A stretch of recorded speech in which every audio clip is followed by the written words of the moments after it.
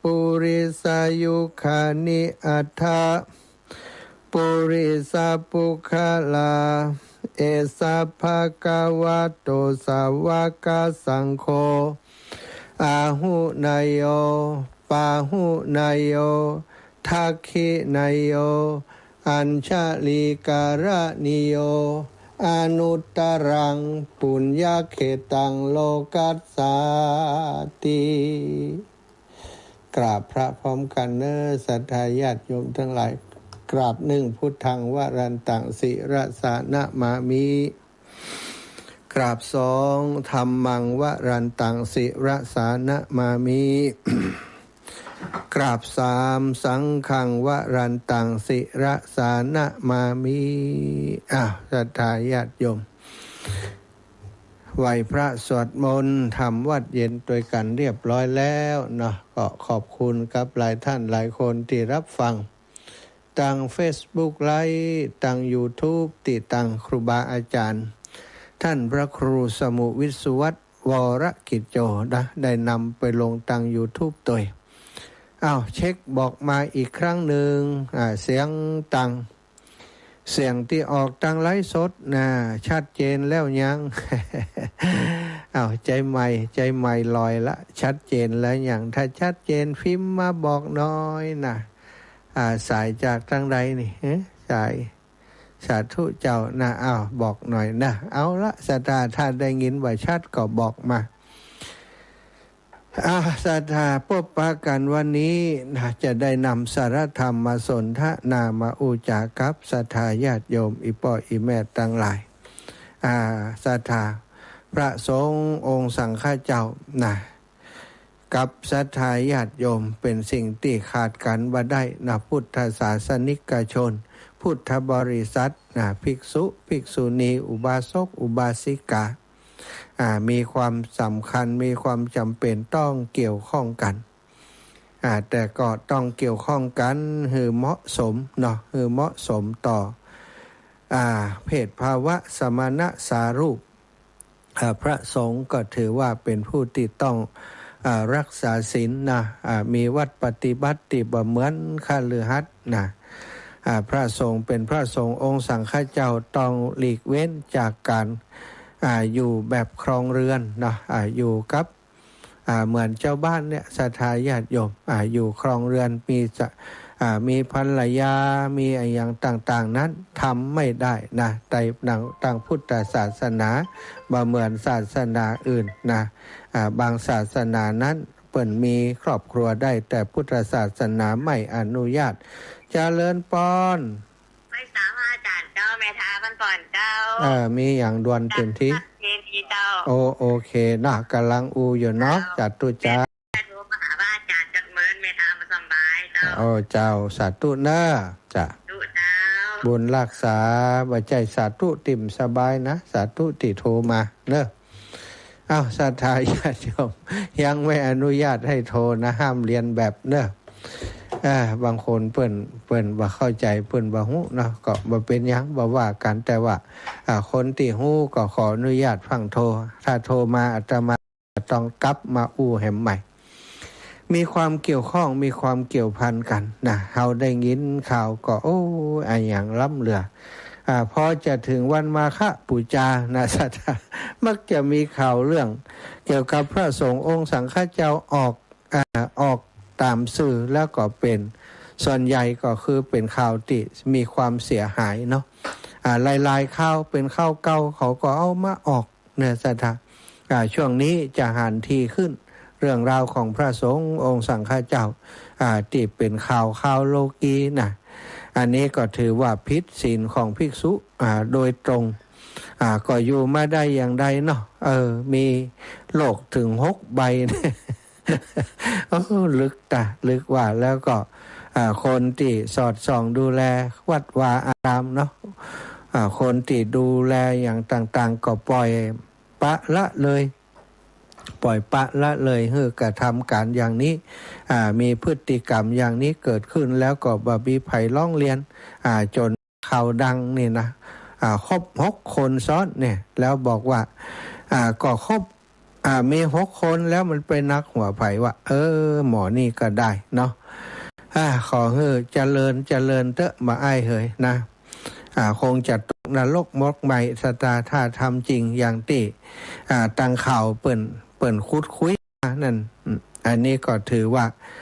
เป็นเนื้องอกของศาสนาเป็นคนที่มาอาศัยศาสนามาประพฤติปฏิบัติทำลายพระพุทธศาสนาเสียเองศรัทธาอีปอยอีแม่ฟังข่าวฟังสารแล้วเนี่ยก็ต้องตัวของเฮามีพระสงฆ์องค์สังฆเจ้า ที่เฮา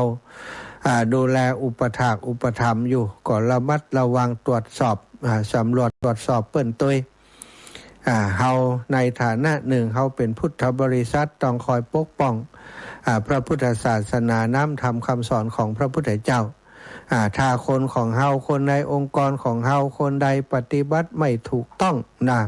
ตามพระธรรมวินัยเฮาก็ต้องช่วยกันดูแลช่วยกันจัดการถ้าเฮาปล่อยปละละเลยไปเรื่องอย่างนี้มันก็จะเป็น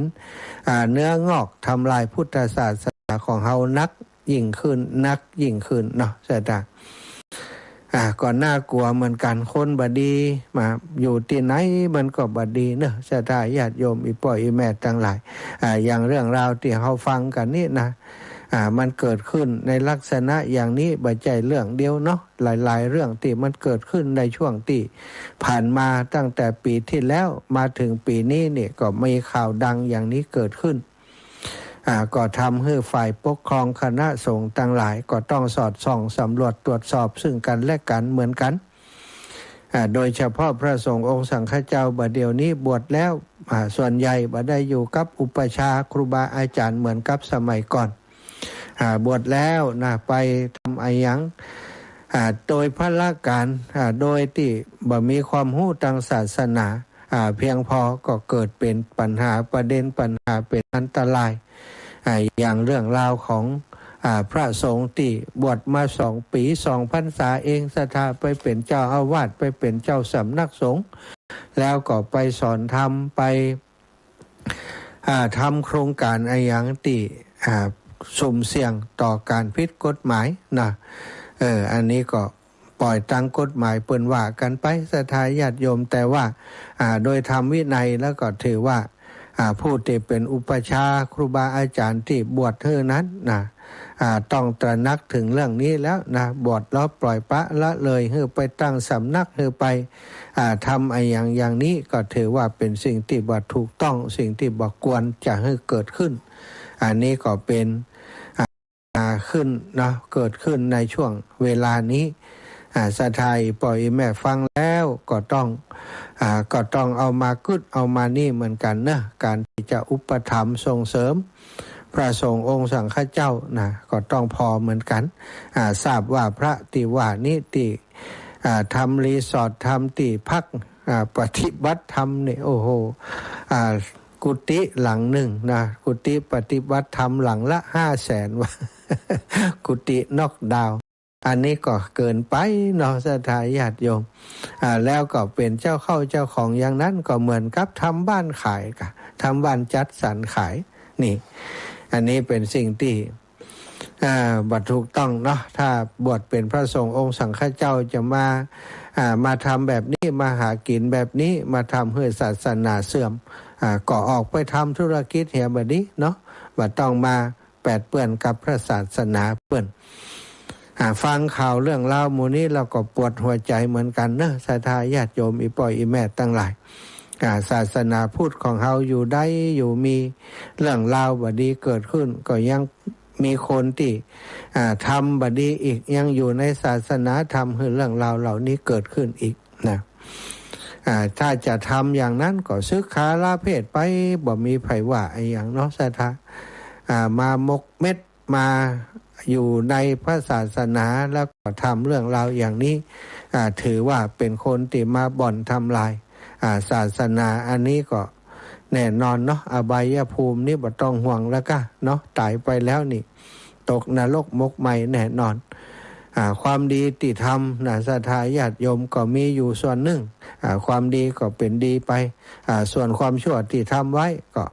อันนี้เปิ่นบอกว่าถ้าในทางพุทธศาสนาบ่ห้ามสวรรค์แต่ว่าห้ามนิพพานแน่นอนห้ามนิพพานห้ามการตรัสรู้นะในภพนี้ในชาตินี้แล้วก็จะทำให้ลำบากในอนาคตในชาติไปหน้าแหมนักหนาอยู่นะก็พอกันตรวจสอบสำรวจตรวจสอบระมัดระวังถ้าเคารพนับถือกันมีเรื่องไอ้ยังติดตักเตือนกันได้เนาะในฐานะพุทธบริษัทต้องว่ากล่าวต้องตักเตือนได้ยินเรื่องมาอย่างนี้เนออาจารย์หรือว่าตุปีตุน้องตุอาตุเอามีกรรมมีถ้ามีก็ยังเหียเนอซึกเหียเนอ ทำดีแต่ก็บอกคือซึกไปเลยสถาจะได้จบข่าวเนาะซึกไปเหียจะไปยะมันหม่นหมองกับผ้าเหลืองกับพระศาสนาของพระพุทธเจ้าเปิ้นทำให้ศรัทธาของญาติโยมคนที่ยังบ่ศรัทธากำเตือก็เสื่อมศรัทธาไปเลยคนที่ศรัทธางอนแง่นคอนแค้นก็พลอยให้ถอนศรัทธาบ่ศรัทธาในพุทธศาสนาต่อก็มีนักนะศรัทธาแต่หมู่เฮาศรัทธาญาติโยมอีป่อยอีแม่ทั้งหลายเนาะเฮาผ่านปัญหาอุปสรรคมานักแล้วก็คิดได้แล้วเนาะดูคนที่บดีก็ดูเป็นตัวอย่างแล้วบดีเอามาเป็นแบบอย่างนะเป็นตัวอย่างเป็นอุทาหรณ์อย่าได้ให้ตัวเก่าไปผิดพลาดเหมือนกับที่เฮาได้หันนั้นนะเอาละศรัทธาญาติโยมวันนี้จะอู้เรื่องเบาสบายเนาะเบาอย่างใดเบานะนักอะละก็รู้นี่ เรื่องภิกษุรูปหนึ่งไปฉันเปิ้นเป็นพระภิกษุที่สนิทคุ้นเคยเปิ้นกับครอบครัวของช่างทองนี้ส่วนใหญ่ก็ทำงานให้ราชสำนักนะสตาราชสำนักของพระราชาเป็นช่างทองที่มีฝีมือแล้วก็ใจบุญสตาได้นิมนต์พระติสสะเถระเจ้าซึ่งเป็นพระอรหันต์ก่อศรัทธาเลื่อมใสกันเป็นพิเศษนิมนต์ไว้ว่าขอให้ท่านอาจารย์ได้เมตตามาสงเคราะห์ผมเป็นประจำนะมาฉันที่บ้านเป็นประจำเลยผมจะได้บุญจะได้ใส่บาตรจะได้ถวายภัตตาหารแด่พระคุณเจ้าตลอดไปว่าพระเถระเมื่อไปในเมืองนั้นก็สงเคราะห์ข้าบดีช่างทองคนนี้โดยการไปฉันที่ตระกูลของช่างทองช่างแก้วมณีคนนั้นตลอดเป็นเวลา12 ปีนะสถาเป็นที่คุ้นเคยกันนะเข้านอกออกในเนาะก็คุ้นเคยกันอยู่มาวันหนึ่งศรัทธาญาติโยมช่างแก้วมณีหรือว่าช่างทองคนนั้นกำลัง นั่งเชือดเนื้ออยู่เชือดเนื้ออยู่ข้างหน้าพระเถระเจ้าบอกว่าเนื้อไอ้อย่างเนาะเนื้อสักอย่างนะในธรรมบทเพิ่นมาได้บอกไว้ว่าเนื้อไอ้อย่าง ฉันเนื้อฉันเฉือนเนื้อกกอีกกกจีนกันเนาะบ้านเฮา กกจีนอยู่เปิ้นไทยจะตกปุ่นนะมีงานปล่อยหลวงค่ะตกปุ่นข้างว่าข้าควายตกปุ่นกันเอามาได้ช่างทองได้มาปุ่นหนึ่งก็เอามากกจะแบ่งให้ญาติพี่น้องกัน กำลังกกกินอยู่นะก็กกบักไก่กับพระเถระเจ้าต่อใดในเวลานั้นนะก็มีราชบุรุษคนหนึ่งที่พระราชาได้ใจให้นำเอาแก้วมณีดวงหนึ่งมาจากพระราชวังแล้วก็รับสั่งจากพระเจ้าประเสนที่โกศลว่าให้ช่างทองจรนัยแก้วแล้วเจาะร้อยเข้าไปเจาะร้อยเรียบร้อยเอาไปถวายนะก็คงจะเป็นแก้วมณีที่งดงามเนาะถึงได้มาให้ช่างทองทำช่างทองก็ได้รับเอาแก้วมณีนั้นด้วยมือติดเปื้อนเลือดสถากกจีนเลือดมันติดมือเอามือไปกำแก้วมณีมาแก้วมณีก็เป็นเลือดก็เอาวางเอาแก้วมณีนั้นวางไว้ที่ใกล้ที่บนเขียงติดกกจีนนั้น แล้วก็เข้าไปล้างมือในเรือนในห้องครัวในเรือนของตนเองในคณะนั้นที่บ้านของนายช่างทองนี้มีนกกระเรียนตัวหนึ่ง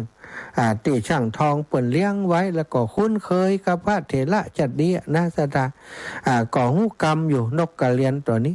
ก็เตียวอยู่ในบ้านได้เป็นนกที่เชื่องอยู่สั่งช่างทองเปิ่นเลี้ยงไว้มันก็เดินไปเดินแถวนั้นพอดีเหลือบไปเห็นแก้วมณีก็เข้าใจว่าเป็นก้อนเนื้อเพราะมันเปื้อนเลือดเทียนดูสตาจึงได้คาบเอาแก้วมณีแล้วก็กลืนต่อหน้าพระเถระเจ้า ทุกเจ้าก็ห้ามตันมึงเนาะมันเข้ามามันหันปุ๊บมันก็กราบเลยกราบก็ลื่นบึกเลยกับศรัทธาญาติโยมนะมันเป็นเลือดหรอเนาะเอาแล้วอย่างใดดีพระเถระเจ้าหันอย่างอันก็บอกเจ้าว่าอย่างใดเมื่อช่างแก้วมณีกลับมาก็พอหาอันแก้วมณีแต่กี้เอาวางบนเขียงนี่เนี่ยไปล้างมือกำเดียวบ่มีแล้วจึงเข้าไปถามลูกถามเมียว่าแม่อีน้อย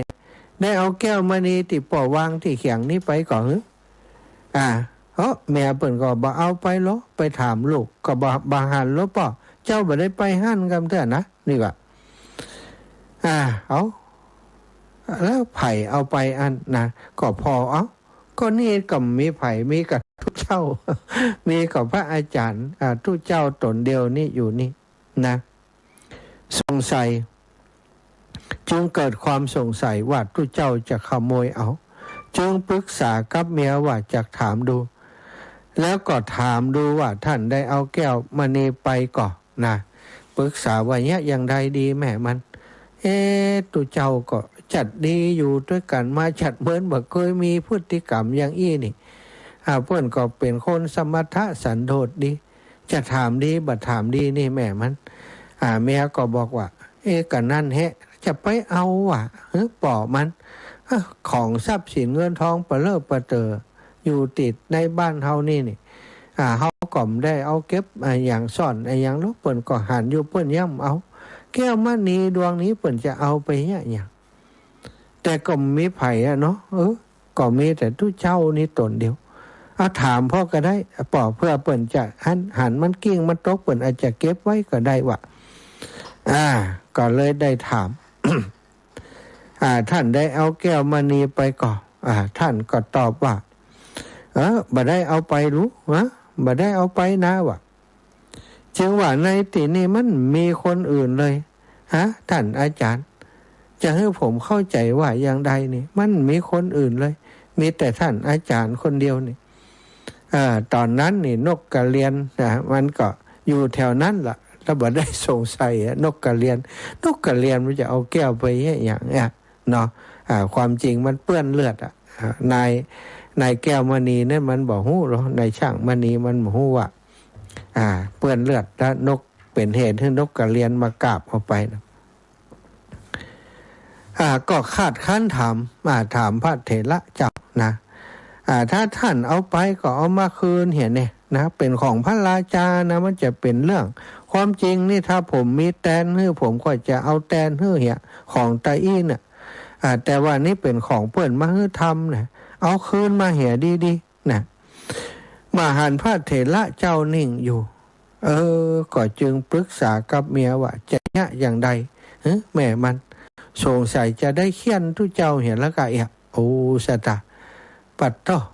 ถึงกับจะต้องเขียนต้องตีกันเลยนี่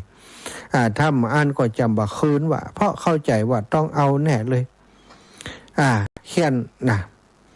เมียก็ห้ามไว้ว่าอย่าทำอย่างนั้นเลยป่อจะเป็นบาปเป็นกรรมนะเพราะนับแต่ท่านเข้ามาฉันอยู่ที่บ้านเฮานี่นานถึง12 ปีมาแล้วบ่เคยหันความผิดพลาดอย่างใดของท่านเลยท่านอย่าทำอย่างนั้นเลยแต่นายช่างแก้วมณีก็บ่ฟังสถาด้วยความโมโหเข้าไปเอาเชือกมาลัดศีรษะของพระเถระเจ้าหูแน่นแล้วก็ตีด้วยไม้ค้อนปัตโตธัมโมสังโฆพระอรหันต์แห่งสมะสถา ตีด้วยค้อนก็ปรากฏว่าเมื่อโดนบุบโดยค้อนศรัทธาญาติโยมหัวแตกอะกะเนาะบุบเปิ่นตีเปิ้นอะหัวแตกศรัทธาหัวแตกเลือดก็ไหลกะกำนี่เลือดไอออกจากศีรษะออกจากหูออกจากจมูกเมื่อหานท่านทนบ่ไหวท่านก็เมื่อท่านทนบ่ไหวก็ล้มกลิ้งลงกับพื้นดินศรัทธาเอาบุบว่าเนาะนกกระเรียนนั้นได้กินก็เข้ามากินเลือดของพระเถระติดไหลนะช่างแก้วซึ่งกำลังโมโหโกรธพระเถระเจ้าอยู่ก็เตะนกกระเรียนตัวนั้นศรัทธาเตะแม่นเตะตัดเตะแม่นเตะการคอปิวกระเด็นไปติดใส่เสาอัก ตกหูดลงเสามาทันทีตายทันทีล่ะศรัทธาพระเถระหันนกกระเรียนชักแดกตายต่อหน้าหันก็จึงได้ฝืนทนลุกขึ้นมาศรัทธาแล้วก็บอกช่างมณีว่าบอกว่าขอให้ย่อนเชือกลงหน่อยนะย่อนเชือกลงหน่อยแล้วก็บอกว่าท่านจงไปดูว่านกกระเรียนนั้นตายแล้วยังตัวนี้ตายแล้วยังเป็นห่วงนกกระเรียนอยู่นายพรานนายแก้วมณีหันว่าท่านจะตายเหมือนก็บอกว่าท่านก็จะตายเหมือนนกกระเรียนตัวนี้แหละพระเถระเจ้าจึงว่าอุบาสกเอ๋ยนกกระเรียนตัวนี้แหละนะที่เอากินแก้วมณีของท่านไปถ้านกบัดตายเฮาก็จะต้องตายแต่ถึงเฮาจะตายก็บ่ยอมบอกเขาห่วงชีวิตนกกระเรียนศรัทธาญาติโยมนี่พระอรหันต์ตนเมตตานะศรัทธาจะบอกว่าโอ้นกกระเรียนนั้นนกกระเรียนตัวนั้นกลับไปในท่านอุบาสกเนี่ยก็ถ้าบอกอย่างนั้นอุบาสกก็จะเชื่อแล้วก็บุบนกกระเรียนแล้วก็พาเอาแก้วมณีติในต้องนกกระเรียนเลยบักกล้าบอกกว่านายช่างแก้วมณีจะฆ่านกกระเรียนแต่เมื่อนกกระเรียนตายแล้วท่านจึงบอกว่าถ้านกกระเรียนบัดตายเฮาแม้จะถูกท่านบุบตีจนตายเฮาก็บ่ยอมบอกท่านหรอกนายช่างแก้วมณีได้ยินอย่างนั้นจึงได้รีบเอามีดผ่าท้องของนกกระเรียนดูก็ได้หั่นแก้วมณีอยู่ในท้องนกกระเรียนเอาได้สลดใจให้เลยศรัทธาญาติโยมน้ำตาไหลนะได้ทำในสิ่งที่บอกควรทำกับพระเถระเจ้าผู้เป็นอรหันต์เข้ามาสู่สกุลเป็นเวลา12 ปีก็คุ้นเคยกันเป็นอย่างดีศรัทธาได้มอบกราบและก็ขอโทษพระเถระเจ้าพระเถระเจ้าก็บอกว่าโทษนี้เป็นโทษของเฮาที่เข้ามาสู่ภายในเรือนของผู้อื่นต่อไปนี้ท่าเท้าของเฮายังพาเฮาเดินได้เฮาก็จะยืนรับภิกษาเพียงแค่ประตูบ้านของคนหนึ่งเท่านั้นว่าแล้วก็ตั้งใจสมาทานธุดงควัตรศรัทธาญาติโยมแล้วก็ตั้งแต่หันมาก็ตึ้มไปฉันที่บ้านไผ่แหมเลยแต่ด้วยเหตุการณ์ครั้งนั้นที่ท่านถูกบุบถูกตีนั่นเองศรัทธาต่อมาบ่เมินบ่นานท่านก็ได้ปรินิพพานโดยบาดแผลที่ถูกทุบตีนั้นเพราะว่ามันได้อักเสบแล้วก็มันก็ติดเชื้อในเลือดก็ได้ถึงแก่การปรินิพพานไปแผลที่ถูกทุบตีนั่นเองศรัทธาทำให้เปิ่นได้ปรินิพพานส่วนนกกระเรียนนั้นก็ได้ตายแล้วมาเกิดในท้องของภรรยาช่างแก้วตัวช่างแก้วได้ตายไปตกนรกศรัทธาภรรยาของช่างแก้วตายก็ขึ้นไปเกิดบนสวรรค์ทำไมหรือก็เพราะว่าภรรยานี้บ่ได้ทำกรรมชั่วกับนายช่างแก้วมณีนี้คือบอกห้ามว่าบัดเนี้ยบัดนี้เปิ้น ป่อมันบ่ยะถึงพระราชาจะยะอย่างฮือเฮาก็บ่ควรที่จะกระทำสิ่งที่บ่ควรนี่แก่พระเถระแก่พระคุณเจ้าเปิ้นฉันที่นี่มา12 ปีบ่หันเปิ้นได้ทำความผิดพลาดอย่างสักอย่างด้วยเหตุเรื่องนี้ก็ยังบ่แน่ว่าเปิ้นจะเอาไปแต่ความจริงพระคุณเจ้าของเฮาเปิ้นบ่เคยโกหกเลยนะก็ห้ามปรามสามีแต่ก่อนบอกยอมฟังสถาด้วยความโกรธด้วยความเข้าใจผิดคิดว่าต้องแม่นแน่ต้องแม่นแน่อย่า มันมีกล้องวงจรปิดเลยเนาะสถานี่ก็เป็นเหตุที่ได้ทำร้ายพระเถระเจ้าจนท่านได้ปรินิพพานไปก็ตกนรกมกไหมสถาภรรยาได้ไปเกิดบนสวรรค์เมื่อพระพุทธเจ้าทรงทราบเรื่องราวก็ตรัสว่าคนบางพวกย่อมเกิดในท้องมารดาบางพวกที่ทำบาปก็ไปเกิดในนรกพวกที่ทำบุญก็ไปเกิดบนสวรรค์พวกสิ้นอาสวะกิเลสก็ดับขันธปรินิพพานดังนี้เรื่องนี้ก็ชี้ให้หันว่าทำสิ่งใดบ่พิจารณาให้ละเอียดก่อน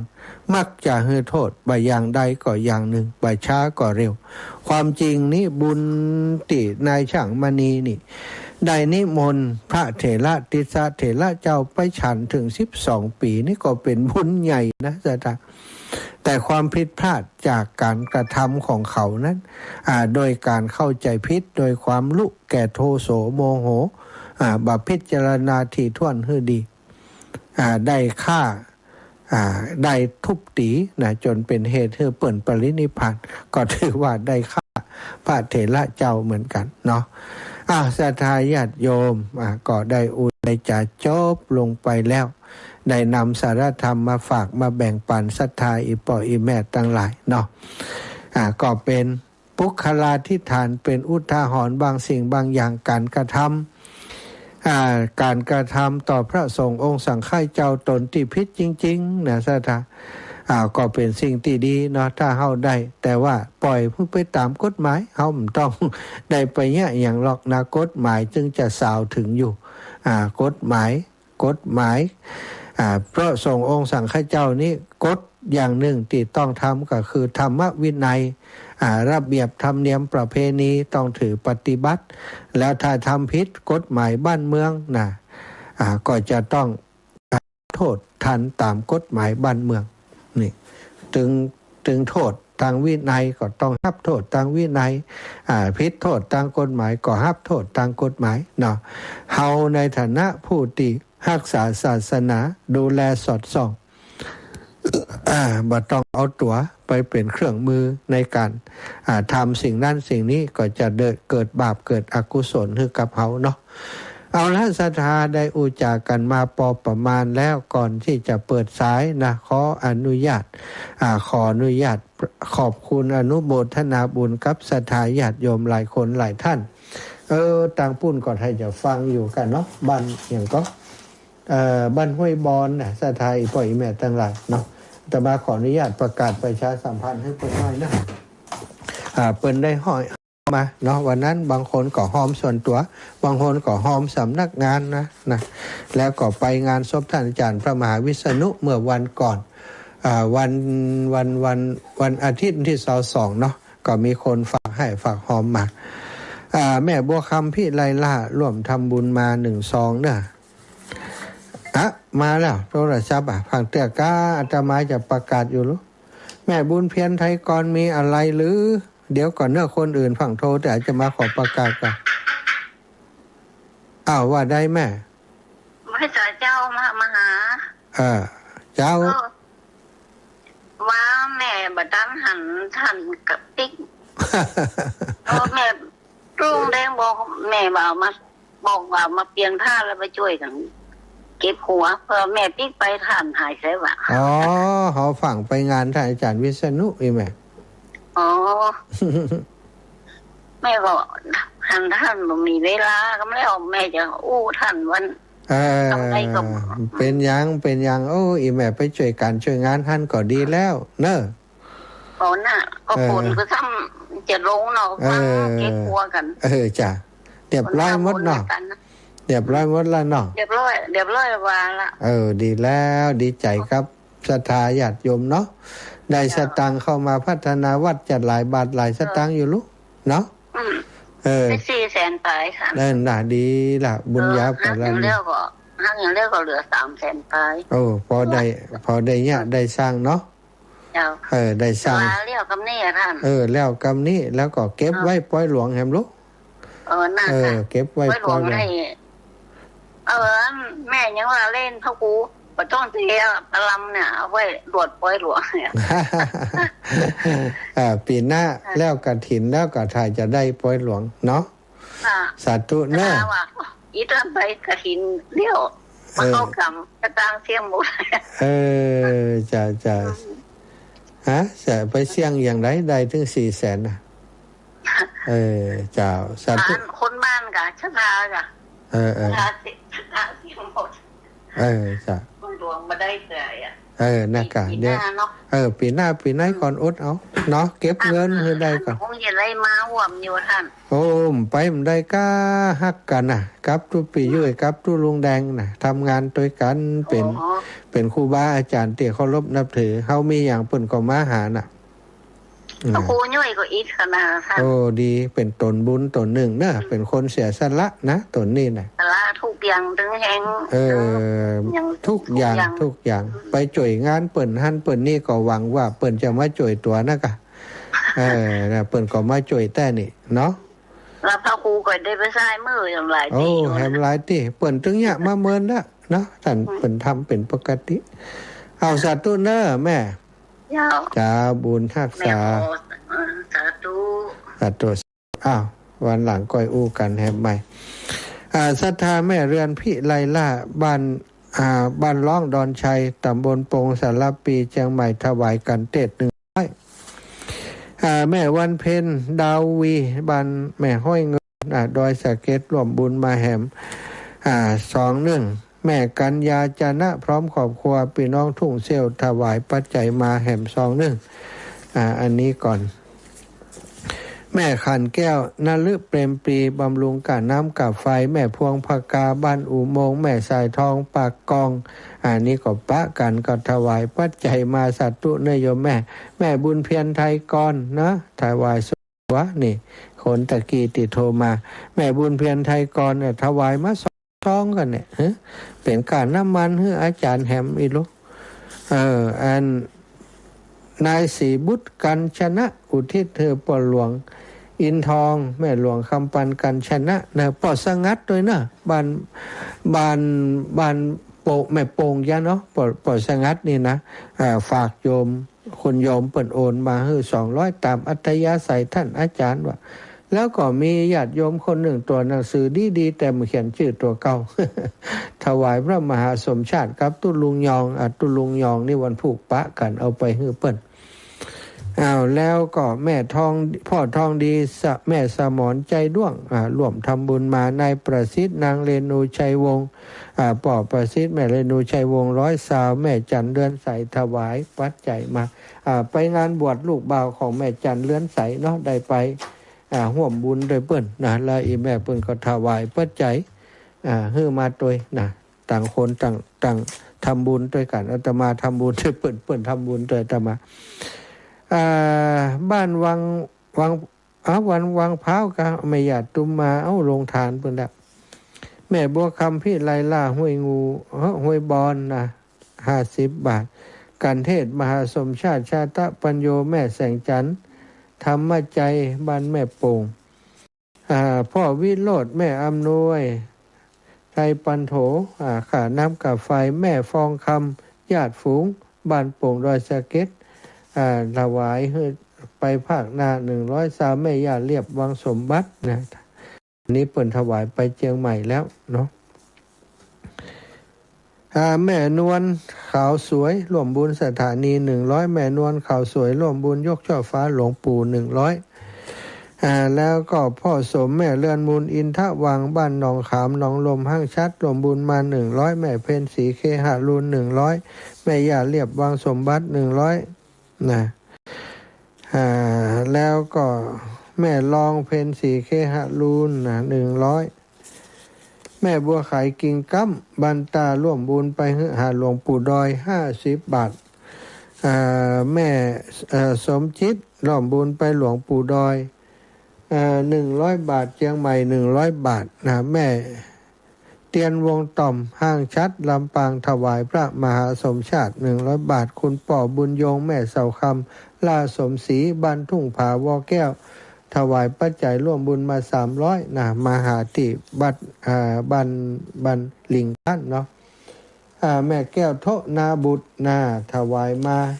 ร่วมบุญก๋วยเตี๋ยว100แล้วก็ถวายปัจจัยส่วนตัวมา500 บาทเนี่ยถ้าร่วมบุญสถานีศรัทธาเรียบร้อยแล้วเนาะศรัทธาสาธุชนทุกคนทุกท่านขออนุโมทนาบุญขอบคุณเป็นอย่างยิ่งตอนนี้ก็ทำสถานีนะขาดปัจจัยอยู่หลายได้งานมันต้องทำเนาะศรัทธาจะหาสตังค์ก่อนก่อยทำมันก็จะบัดตันการก็เลยว่าทำไปมีต่อใดก็ทำไปเนี้ยไปตอนนี้ก็งดข้าวของตัวเก่าจำเป็นได้ไปยิบยืมจากแม่ย่าเนาะวันก่อนไปหาแม่ย่าอธิบายให้ฟังว่าเดี๋ยวถ้าทำบุญสถานีถ้าได้จะคืนให้เนอะยืมก่อนสัก50,000 อยากก็ใจดีนะเอาให้ยืม50,000ก็คงจะป้อกุมหันกุมนี้ซื้อวัสดุซื้ออย่างเนาะส่วนที่ยังเหลือเทคานยังไม่ได้เทกำเตื้อซื้อทรายซื้อหินซื้อปูนมาเทคานเทพื้นแล้วก็จะได้ก่อเป็นห้องเป็นฮับติดประตูติดหน้าต่างอย่างก็คงจะถึงว่าปอก็คงจะลุบลิบอยู่นะเสถาการที่จะประชาสัมพันธ์บอกศรัทธาก็แล้วแต่ใครจะเข้าใจใครจะช่วยเนาะถ้าจะไปบักไปบานจะออกผ้าป่าอย่างโน้นอย่างนี้อาตมาก็บักกล้าที่จะทำอย่างนั้นเพราะงานอย่างนี้เนี่ยแล้วแต่ว่าใครจะเข้าใจอาตมาเองก็ไม่ได้ทำเพื่อตัวเก่านะทำเพื่อให้เป็นประโยชน์แก่สถานีคนที่มันดูแลสถานีเขาจะได้ใช้ประโยชน์เขาจะทำได้มาทำงานสถานีแอลก็จะได้มาทำบุญก็จะได้มาหันว่าโอ้สถานีเปิ่นงามรู้นะลงแหงไปบ่ได้หวังผลตอบแทนหวังแต่ว่าได้สร้างความดีเป็นบุญเป็นกุศลจะได้เอาบุญนั้นมาแบ่งปันกับศรัทธาอีป่อยอีแม่ต่างหลายขอบคุณทุกคนที่หอมมากลายเป็นวัสดุหมดแล้วเนอะ เอาไปซื้อวัสดุเอาไปซื้ออย่างมาวัสดุต่างๆก็ไปซื้อเงินสดเปิ่นมาบ่ได้มีเครดิตศรัทธาบากล้าไปแปะเปิ่นเอาละศรัทธาปั่นเวลาให้ศรัทธาญาติโยมได้โทรเข้ามาเนอะ0808844173สักสายสองสายขอบคุณแม่บุญเรืองใจเงินพี่น้องเมืองฝางแม่หลวงกำนันจากเมืองฝางเนอะโทรได้ฟังเอาป้ายุนดีแท้ก็ฟังอยู่ป้านายเกษณีนะโยมอัมพรที่อินและอีกหลายท่านหลายคนนะไปดูก็มีหลายคนที่เปิ้นที่เปิ้นโทรเปิ้นนั้นได้ ได้ติดตามตั้งไลฟ์สดอาตมาก็ขอบคุณทุกคนทุกท่านติดตามตั้งไลฟ์สดนะศรัทธาสายแล้วศรัทธาพี่น้องต่างเชียงใหม่ก็โทรมาได้ต่างลำปางก็โทรมาได้ทุกที่ทุกแห่งสะดวกมีอยากจะจะจ้าเรื่องราวอะไรยังหรือว่าแจ้งผลการรับฟังชัดเจนดีเนอร์ท่านอาจารย์ช่วงนี้ก็แจ้งมาได้นะใดพ่องแม่นวลยอดคำปันพี่น้องตังเจียงใหม่มาแล้วจะเลินปอน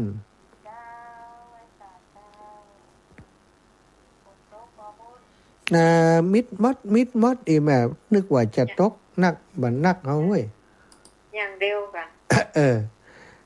สีแต่ว่าก่อนนี้มันคึมมันคึมก็ยังดีละวันนี้ไปไหนอยู่บ้านเราอยู่บ้านล่ะบ้านว่าไปหาหมอซียามาเมายาเขาโอ้น่ะ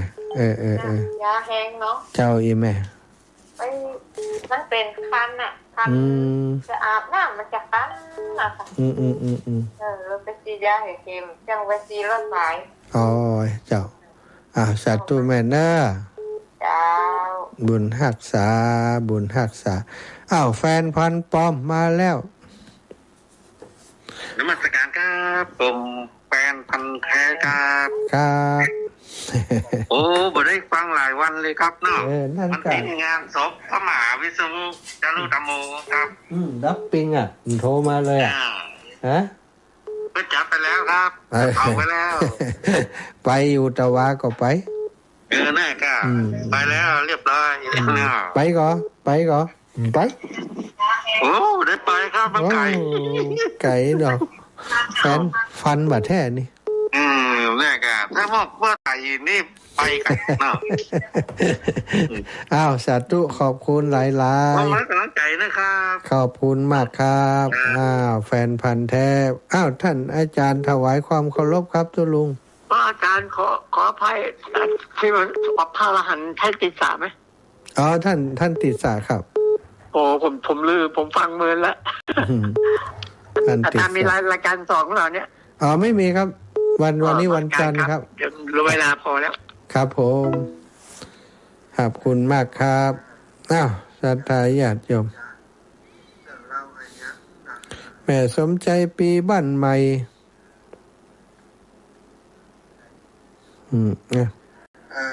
ตั้งใดศรัทธาตั้งใดโทรมาได้ ต่อไปนี้จะ 0808844173วันพรุ่งนี้บ่ได้ไปบิณฑบาตที่ไหนตั้งใดเนอะเพราะว่าจะไปประชุมนะงานเตียน ที่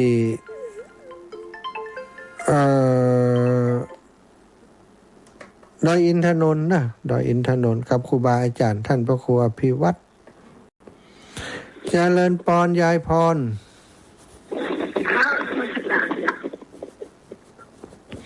เปิดพัดลมโชกๆฮะนี่ใส่เจียวอ่ะ ใส่แจ๋วดีกะใส่แจ๋ว เด็กเนาะ ดีแล้ว เปิดพัดลมอ่ะ เจ้า สาธุเนอะยายพรเจริญปอนโยมแม่กัญญากร เจ้าการนมัสการเจ้า โอ้ไม่ได้ฟังเสียงท่านมหากี่วันแล้วเนี่ย แล้วทีนี้สถานีอันนี้ที่เปิดใหม่นี่คือเนี่ยอย่างก็ที่ว่าท่าน 106.50เหมือนเดิม มันเดิมแต่ว่าอันนี้ก็ฟัง104อยู่นะเนี่ย 104เปิ่นเกาะไป อ๋อนั่นแหละเพื่อยังว่าจะฟังที่ไหนนะไอ้วงว่าอย่างเดี๋ยวถ้ามีโอกาสเนาะท่านจะไปกล่าวนมัสการที่วัดอาจารย์ลูกสาวบอกว่าเดี๋ยวจะปาเดี๋ยวจะปาแม่ไปนะแต่ยังโมโหไม่ได้เตือนนะคะดีแต่ตั้งใจไว้เนาะตั้งใจเนาะ ตอนสำนักงานแล้วซ้ำดีนะแต่ต้องโทรไปหาท่านก่อนนะว่าจะเจอบ่เจออย่างเงี้ยเนาะบ่เจอก็บอกไปยังไปแอลหาวัดก็ได้เจ้าเนาะจะไปพอวัดเจ้าสาธุเจ้าแม่นมัสการเจ้าเป็นร่างใจเจ้าสาธุค่ะศรัทธาญาติโยมเวลาหมดเวลาเนอะเวลาหมดเวลาก็ขอนำรายการจากลาศรัทธาญาติโยมไปด้วยเวลาเพียงเท่านี้ขอความสุขความสัสดีจงมีแก่ศรัทธาสาธุชนทุกคนทุกท่านจัตตารโอธรรมาวทันติอายุวันโนสุขังภะลัง